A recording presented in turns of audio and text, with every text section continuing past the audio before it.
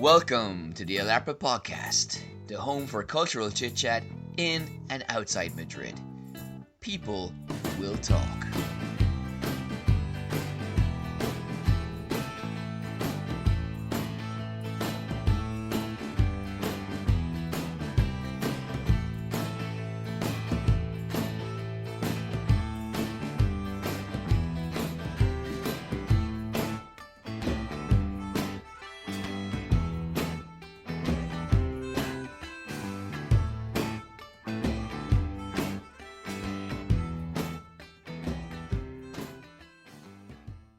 Welcome to another episode of the Ep3 podcast. Joining me in studio is the wonderful Mary. How are you? Very well, you? I'm good, thank you. This is a special podcast dedicated to Gloria, your sister, who apparently cannot understand me very well. Now, the debate is whether it's because of my accent or her lack of English skills. Phew, she's gonna kill you for that. Well, Gloria, we appreciate you. We love you. Thank you for promoting our stuff. And as I said, this is a special episode just for you. I'll wait for her feedback via you. Yes, I'm sure next it'll be week. very positive. So our last podcast obviously was a stormer. It had so many listens. So thank you so much for listening to it. It's about our jaunt to the Civil War bunker. And you told me something very interesting today, actually. You found another connection to the Civil War.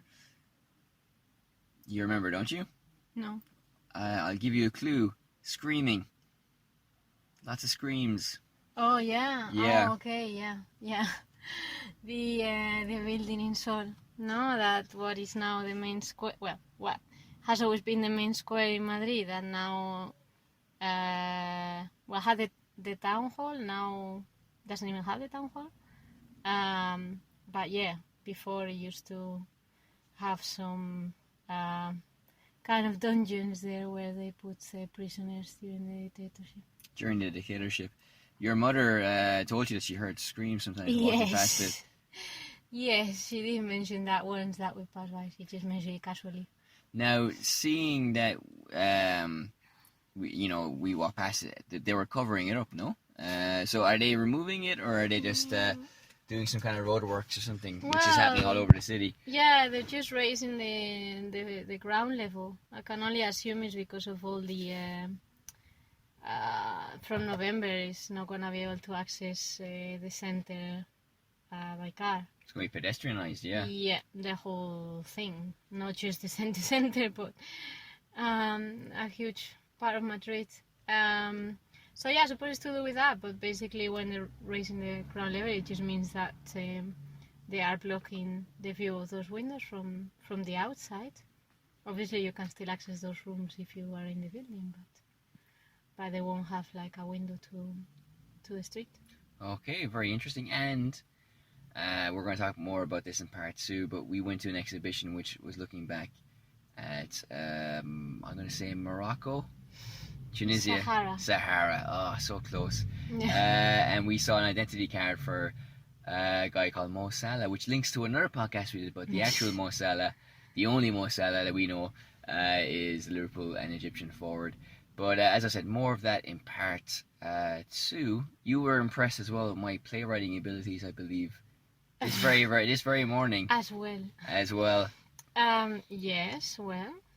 Well, it's been interesting because there's been a play festival call for submissions, and open. Normally they have. Well, sometimes they say, well, it has to be about a certain topic, so all the submissions have to be obviously corresponding to that. But this time it's just like whatever you want. If you have something about zombies lying in the bottom of your chest of drawers, dig it out, dust it off, and send it in. I did mine about a variety of topics. I won't go into it too much, but I can say it's already been accepted and will be performed next October. Well, that was fast. That was very fast, so thank God for that. We will be able to enjoy and tell more about that in the future. But we were actually, yesterday, we're distributing leaflets as well for our walking tour and for our app around different hotels and hostels around Atocha. and that part of the city. You were very surprised by how friendly everybody was.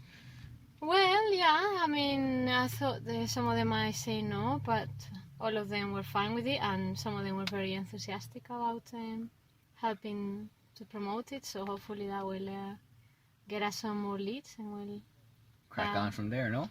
increase the number of tours. So, Some were even asking all the questions and seemed genuinely like, hey, let's get this off the ground, all of us together, group effort. But our conversations yesterday as well were really helpful in finishing off the last part of the play, because I was telling you about this other podcast that I listened to, which was about this philosophical argument that our phones are an extension of ourselves, and not in a traditional sense where, oh, you're glued to your phone, it's like another limb or something. But really, they're trying to say or argue that it was like it was your mind, an extension of your mind in a very real sense, because you go to it and extract information from your phone in the same way you would extract information from your mind. But we were kind of going back and forth about why maybe we wouldn't agree with that, So that was very helpful as well. Thank you very much. you're very welcome. Pleasure. For that. And also, we were talking about the representation of heaven in movies, which is also very interesting, I think, because as I mentioned in the play, but also, doing the research which is necessary. It's just not all just creativity, There's also academic insight into the play, which was basically that Dante's Inferno is actually very crucial in defining what heaven was for a lot of people, because the Catholic Church has been very reticent historically about arguing what that was, because they just simply didn't know. And in actual fact, when Jesus Christ died, he was supposed to come back very fast anyway, so we didn't really they didn't build in an explanation for what happened next, because they assumed, well, the man himself would come back and clear up that glorious mystery of another glorious mystery on which the faith is based upon. So it's kind of very funny, because you see, I mentioned to you, medieval paintings of, one was of unchaste priests being eaten by this kind of tree-headed monster, and it looks like the kind of stuff they would put on maps as well, to explain things that were in existence in unexplored parts of the world. So it's kind of drawing from the common stock, again, not really specifying, this kind of earth, outside of earth plane, not really knowing what existed in either heaven or hell. And then, of course, representations of heaven have changed throughout time. It was in the Renaissance we started thinking of it being a place with pearly gates and clouds, and our beloved people who have passed on before us residing there waiting for us. That's where that kind of started coming on, with paintings like from Michelangelo. And Gloria, if I'm speaking too fast, tell me to slow down, and I will. It just kind of reflects, like dreams, reflect, certain types of dreams. Like if you have sleep paralysis, we mentioned in the previous podcast, it reflects kind of cultural norms or social culture, popular culture, and it's the same with kind of representations of heaven. Whatever is cool for us now is what our idea of heaven is. So presumably we would say, oh, a place where you have air conditioning and PlayStation. Back in the past, it was a place where boars and pigs ran free, and perhaps you could hunt them and dine on their delicious flesh. So then we went to the realm of movies. You remember what two movies we mentioned yesterday in particular? Well, It's a Wonderful Life, which of course has to be mentioned. Frank Capra's It's a Wonderful Life, and also A Matter of Life and Death, which is, because again, they're kind of movies focused on heaven. The American title of It's a Matter of Life and Death is A Stairway to Heaven. So, I can see where Led Zeppelin got their influence. And the British creators of the movie were very against that, because they wanted it to be ambiguous that it was heaven. Essentially, the story, to contextualize it or to summarize it, is that this fighter pilot in World War II gets shot down, his parachute fails to deploy.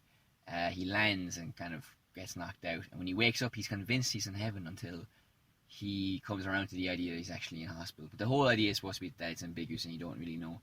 And the story is that an angel, on his first day, presumably on the job of being an angel, was supposed to take him to heaven, but didn't. And by the time he finds this British pilot, he's fallen in love with the nurse that's treating him. And then it's just like, well, heaven is great, but love is much nicer. So, all right, stay here and, go on picnics with her and everything. We'll come back for you later, young man. Don't worry.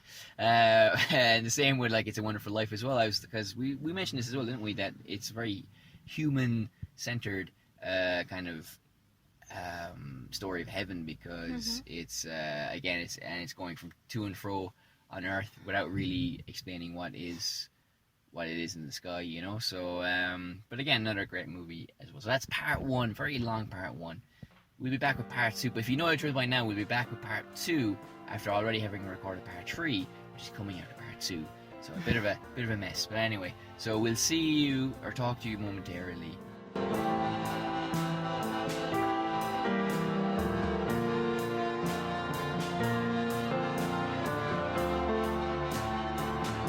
So welcome back to the second part of the show. A few things, well, two main things really to talk about in this segment. Two exhibitions. We're going to finish part two with the Disney exhibition and talking a little bit about storytelling. And we came here on the recommendation of your sister. So thank you very much for that recommendation. I was going to say something, but I forgot to sign off. The last thing I wanted to say in part three, which you've already recorded, was like, thanks, Glo, bye. So it's going to have to do. Oh, well. Anyway, so that was part two. Not part two. That was like, well, we'll be talking about Disney stuff. But we did also go to Cibeles, which is a beautiful building, former post office in Madrid. We've mentioned it probably a few times before in previous seasons of the podcast. You were particularly interested by this topic. Take it from there, my merry eagle.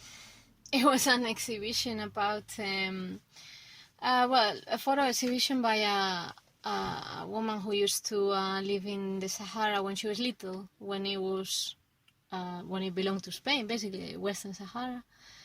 And well, I was interested because she moved to Spain, or they had to leave Spain because basically when it was transferred to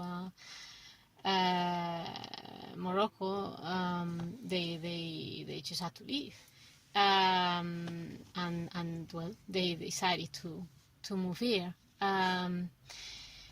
And yes, and then she was very little, and then later on she just like didn't remember the place, and she only knew like the things that they went through other people, like namely their family and the photographs that she saw and all that. So it kind of like resonated with me because it was in some way similar to my childhood. Always, I wasn't forced to leave, or my family wasn't forced to leave.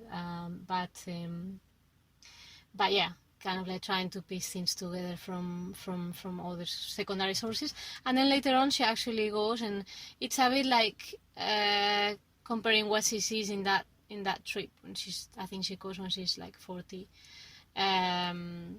comparing that to the memories and piecing it together with other bits and pieces that she's been told. Yeah, I mean, there's so much in many ways it's a very simple exhibition, and we'll get to that as well, but there's so much to unpack. And again, like the bunker, it's almost the most interesting parts are the things that are not there, but the suggestions of the things, the hints of more details around the story. Like you said, it was she says in the blurb, the interior, which is the name of the exhibition, is an attempt to fill the void of a part of my childhood, lived and not remembered, yet rebuilt through my family, album, and my travels. So it's a very peculiar memoir because it's a memoir of something you haven't experienced, which of course is not the typical way of approaching it. I don't even know where to start. There's just so much to dig into. But for example, you're a Spanish person, of course, and I know you have I'm Irish. That's my identity. But, but for you, I know it's a bit more complicated, this question of like identity and with the nation state and everything. But growing up, what was your sensation of Western Sahara as being, somehow Spanish? Was it in your consciousness in any way? Of having been Spanish? Yeah, that's what I mean. Yes. To be born. It's always been like such a mess. I think still now some people are not clear about because the issue with this was that both Spain and Morocco just left the Sahara in like a complete state of like limbo, and basically nobody wanted them. So, well, as I was growing up, I remember like there were like some Sahrawi kids that used to come over in the summer, kind of like as a charity thing, and that was really the only contact we had, and I don't know, it was just very strange. I don't think like here, well, obviously among activists and so on is a subject that is talked about, but amongst the general public, like most people wouldn't even know. Yeah, because I know a poet. He was also he's the poet we did the podcast about a while back from Gibraltar. When he came to the UK to study, he was very excited to say, "Hey, I'm from the UK too," and they're like, "Where? Really? Yeah, where is Gibraltar?" So I imagine it's the same thing. It would be the same process here, that if they came from the Western Sahara, and you mentioned that a lot of them felt Spanish, and it's mentioned also in the exhibition, they wouldn't be treated probably as Spanish, would they? I think by the majority of the population. I don't think so. I mean, at all. And also, if we bear in mind, this is like 70s, and some people probably wouldn't even know, but it's just something that, I don't know, it's just one of these things that is just not talked about from my point of view. But certainly the people in the video, for example, that accompany the exhibition talked about how, well, it actually said like that they felt like bastard sons, basically, because they felt like they belonged to Spain, but they felt like they were like something to get rid of, something to be embarrassed about. Yeah, so you mentioned the word limbo in the exhibition to me, which I thought was an appropriate word to use, because Spanish government have given to Jews that were forced out of Spain many centuries ago special privileges to come back. There's a special relationship between Latin American countries that are former Spanish colonies and Spain as well. And Morocco and Sahara, it's a territory very close to Spain. And in many ways, because there have been well-documented human rights abuses there, seems to have been forgotten. Why do you think there hasn't been an official mechanism put in place to give some kind of special citizenship or status to these people and allow them to come to Spain as well? Well, I think, a big part of it is that historically there's a big nomad component to the population, and then that's kind of like that. Well, nomadic people always have issues in any country, never mind when they don't really belong to any country in particular, but even when they're part of a state, there's always, we talked about it when we reviewed the Last Girl book, that originally those tribes were also nomadic, and there's issues in Israel as well that I reviewed a paper that talked about the desert as well. So it's just a theme, that these people are normally forgotten anyway, but then in a case, as it happened in many other countries, when decolonization takes place, there's just a vacuum of power and order. Yes, as she says herself, in short, a major loss of the fundamental rights of both collectives and individuals, such as the right of Western Saharans to obtain Spanish nationality by their own free choice. In many cases, this right has been denied to them, and the procedures to obtain Spanish nationality imply an economic cost that is really hard for them to bear. So we're analysing kind of the context around it. So before we kind of go into the actual exhibition that is there, I'll give the last word to someone from the Sahara, because that's what they want to do in the exhibition as well. So what they say here, it's from a person called Sidi Labaid. We want to recover the historical collective memory that some people misconstrue because of ignorance, others criticize for no logical reason, and some dare to write in an incomplete way. We are the Sahrawis, the indigenous population of the territory of the Western Sahara, the main victims to this day of those decisions and courses of events that gave rise to the hasty departure of Spain from Western Sahara, remain silent and powerless, dying quietly beneath the sands of the desert, as if we did not exist on the map, neither before nor afterwards. It also finishes from a quote from Miguel Hernandez from his book Winds of People, which is so much, and now nothing, which is a poetic, and I'm not sure of the translation from the Spanish, but still, I think the message stands. Now, turning to the exhibition itself, what's there? The pictures were amazing, but I don't think they really conveyed the deep story that is there. I think you agree with that as well, no? Well, there was just an element of There was a video that, if you stop to listen to it, explains some of these things, but I think probably some hints or more of an explanation on the leaflet would have been useful to, because the message is very important and powerful, and people don't know very much about it. And I mean, both in the sense of like that sort of like memoir being put together, but also for this area in particular. So yeah, I think more could have been extracted out of it. But we also have to bear in mind that this was like is the first exhibition this artist puts together in a public space, and it was after an award that 5 like new photographers were given to exhibit the work. So I should hope that if she continues her work, that in the future she will be exhibiting in larger places. Yeah, I think that would be. I think that's probably her future, because like in isolation, a lot of those photographs are really stunning. There's nice photographs of landscapes or people within those natural frames. So, like, I think she has have an eye for a photo. God bless you. You sneeze. We don't have a what's that button? The cough Mute. button, the mute button. But you sneeze in a very elegant way. Thank you. So fair play. No, one thing that I really liked was that there's an old Canon camera.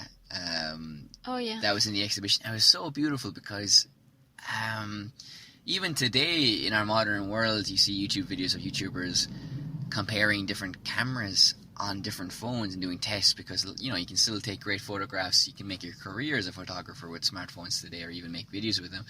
But this beautiful instrument that is the camera, that is just a portal to so many different worlds, and for her just to kind of travel back to that time that she wasn't really conscious of. It's been a kind of like theme through a lot of our podcasts as well. We've gone to a lot of photographic exhibitions, and just not only are we talking about what they capture, but just the tool and the instrument from which to do it as well. It's just such a powerful, transformative invention. It's one of the most beautiful things that we have, I think, is this camera, and seeing it there in the midst of all the photographs, I think was very pleasing. It's a very pleasing thing to see, I think. But maybe I'm waxing too lyrical about that.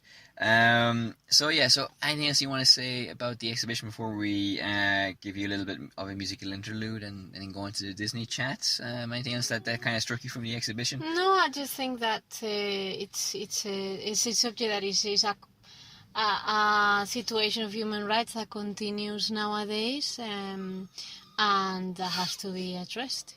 Okay, fair enough. It's a nice last word. So as I said, we'll give you a bit of a musical interlude, and we will finish off part 2 then with a discussion about the Disney exhibition that we went to as well. When we were young, we used to love, but who would deny the youth? Beauty and the Beast, you're a big fan, aren't you? I am. Or I was. Still are, I would say, I would wager, So, and you hate Snow White because you think it's boring. Yeah, I don't know, I think it's a bit dull, There aren't, to be honest, I don't think there's any, princesses that I like from Disney. You don't like any princes? I don't think so, I don't know. Because, Bella, they put her like a princess, but she's not. Yeah. Who's Bella? Oh yeah, Beauty and the Beast. Yeah, but you did like the most recent effort, didn't you? The most recent one? Moana?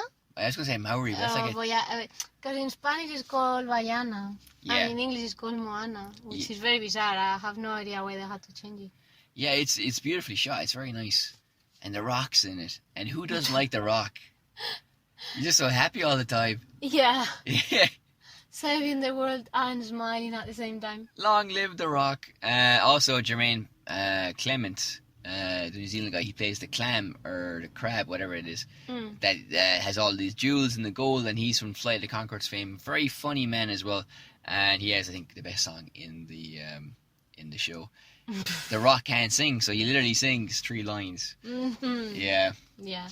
No, but it is good. I think, I was talking to you about some liaisons with the country, but we weren't quite sure what his exact relationship with New Zealand was. Well, I don't think The Rock is from New Zealand. Yeah, exactly. So Yeah. actually, I don't even know if the film is in New Zealand or No, it's not. whether you go. So why are we talking about New Zealand? Because the actor who's the Jermaine Oh, Clement, the other he's guy, from New okay, Zealand. all right, Yeah. okay. So this happened in the exhibition, so I started talking about him, and he started going on about The Rock or something. I was like, I'm not talking about The Rock. Okay, well, Yeah.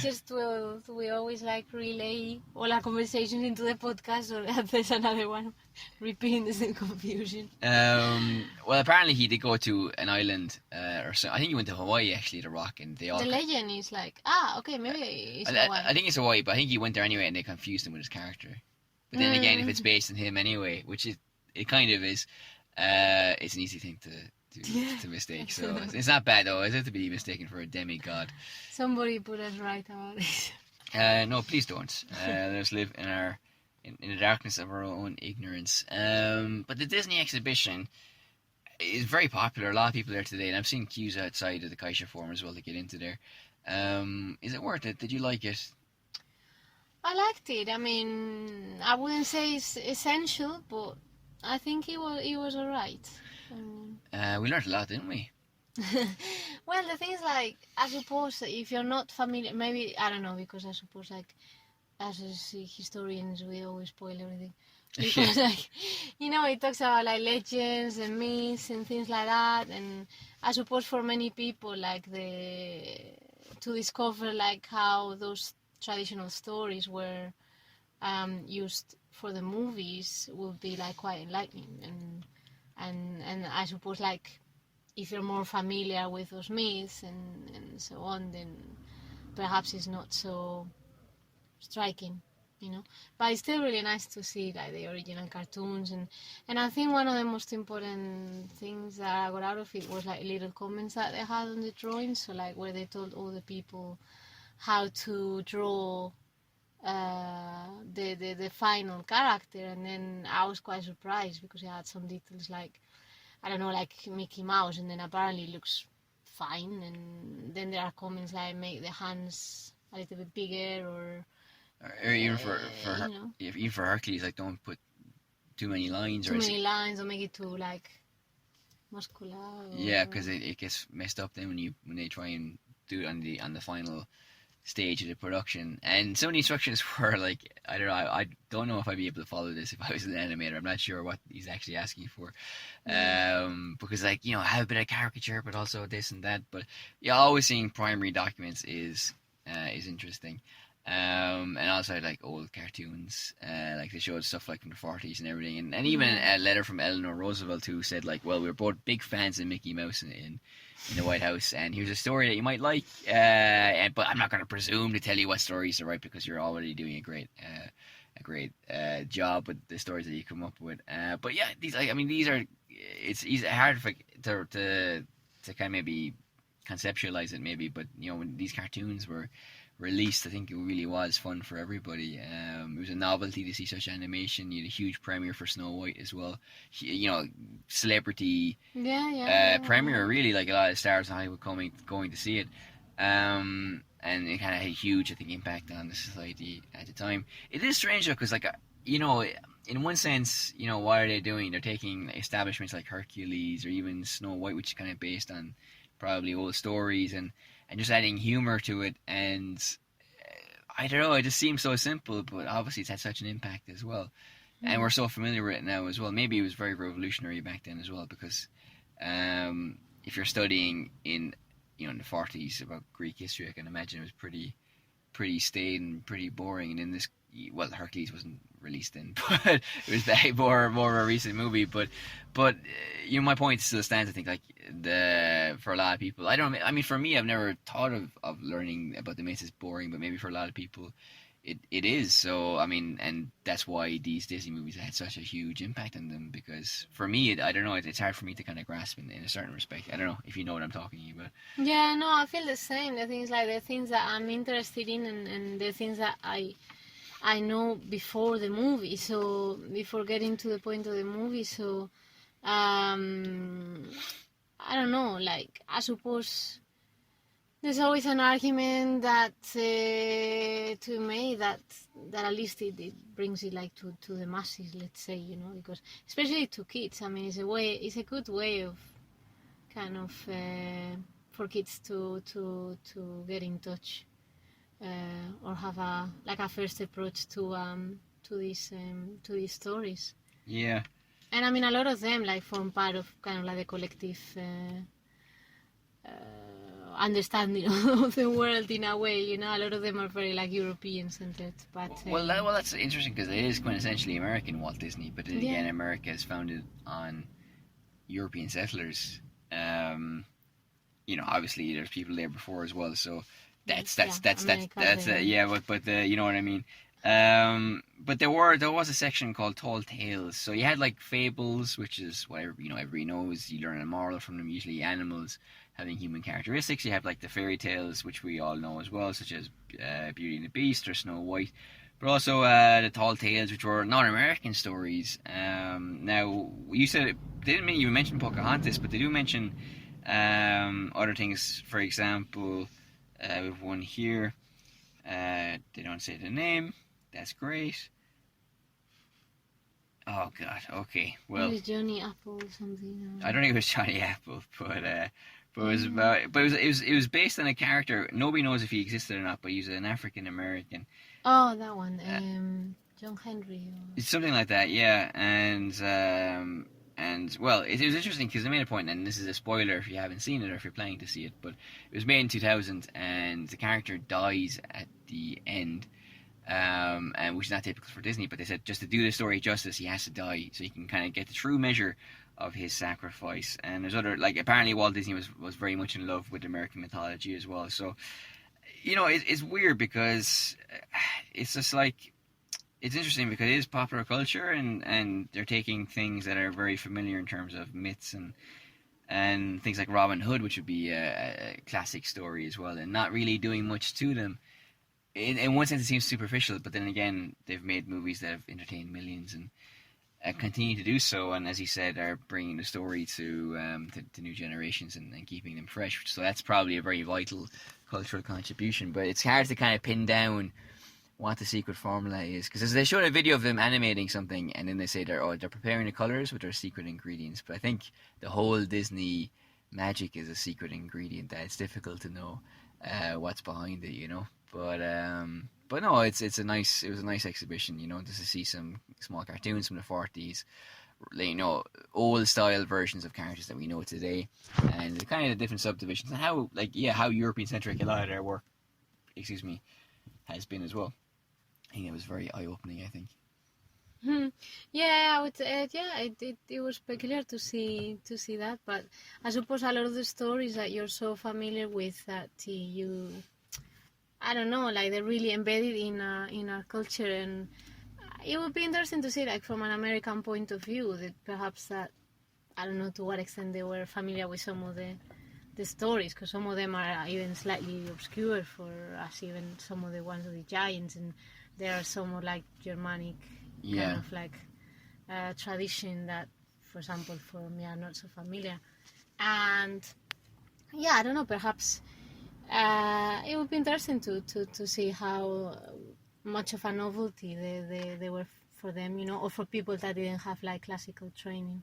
Yeah, because I was Three Little Pigs. Were they a Brothers Grimm story?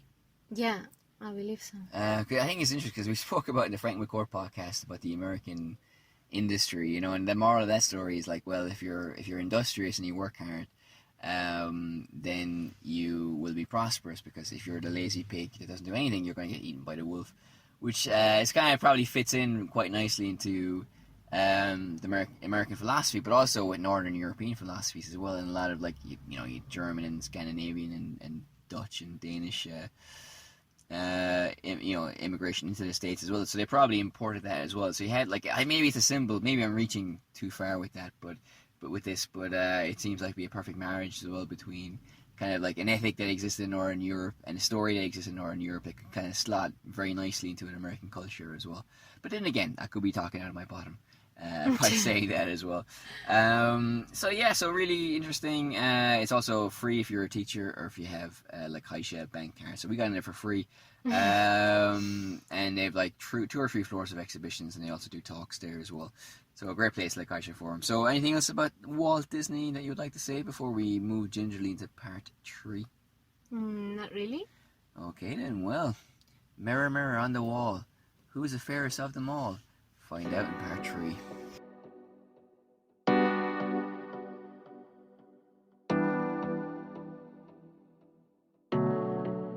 Welcome back to part 3. Did you enjoy part 2? Very much.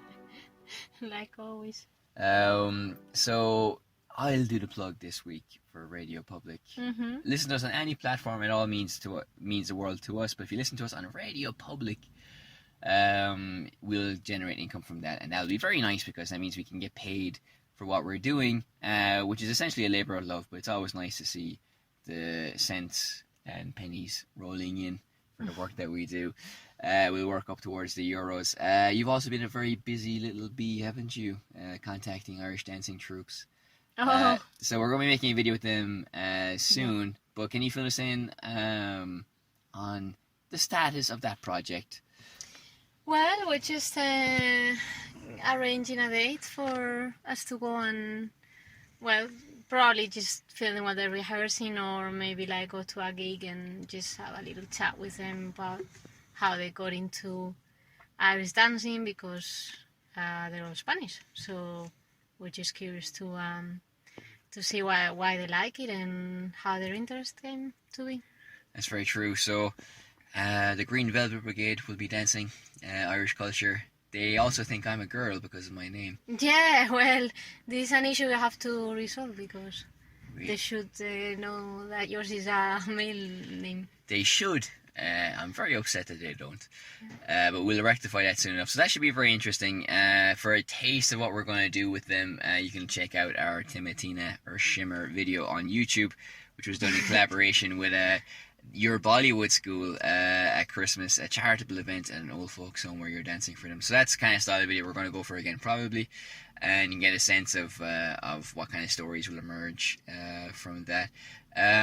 So yeah, I think I have heard of Irish dancing troops going to the Irish Embassy around St. Patrick's Day and dancing. So I wonder, we can ask them that as well, if they're actually been invited to the gilded halls of the Irish Embassy to partake and celebrate in the festival of St. Patrick, of which we are quite partial to as well, no? Okay then, well, before I do the whole social media thing, anything else you want to say? No, I think we'll keep the rest for next week. We'll keep next for next week. I like it, keep them in suspense. So you can find us on our social media. You can also find us on Patreon, and if you like what we do and would like to buy us a cup of coffee or a beer, but you're living in Michigan, so you can't even do that in person, you can contribute the price of that to our Patreon, and again, that will help us and support us in what we're doing. But it's free for you for always. We'll never charge you for the podcast, and we'll continue doing it even if nobody pays, because as I said, it's something that we really love doing. So next week as well, it's your turn to sing the rap song in part 3. Yeah, I think people are still waiting for you to do that. Well, I did mine in the last episode. No, you said you were gonna do it and then you didn't. Okay, so in the perfect world, you left them hanging. So, like, if you were going to do this, which obviously you won't, because I know you. Well, I might always surprise you. What rap song would you actually choose? Well, I don't know, maybe Prince of Bel-Air, no, or something like Fresh Prince of Bel-Air. Is Will Smith your favorite rapper? Well, it's the first thing that I could think of. Okay, if you sing Fresh Prince of Bel-Air, I will sing, what's that white rapper, that guy? Sneakers. No, Cool as Ice. No, not Cool as Ice. Ice Baby. I thought you were going to say my name. No, I like Eminem. He's actually a decent rapper. So Ice Baby. You hear me? I think we're going to lose a few listeners now. Too cold. Okay then, well. Alright then, well, thank you for bearing with us for another episode. This is episode 3 of season 6. My god, it's just flying by. And we appreciate you listening to us. So thank you very much and good luck. Hey, bye-bye.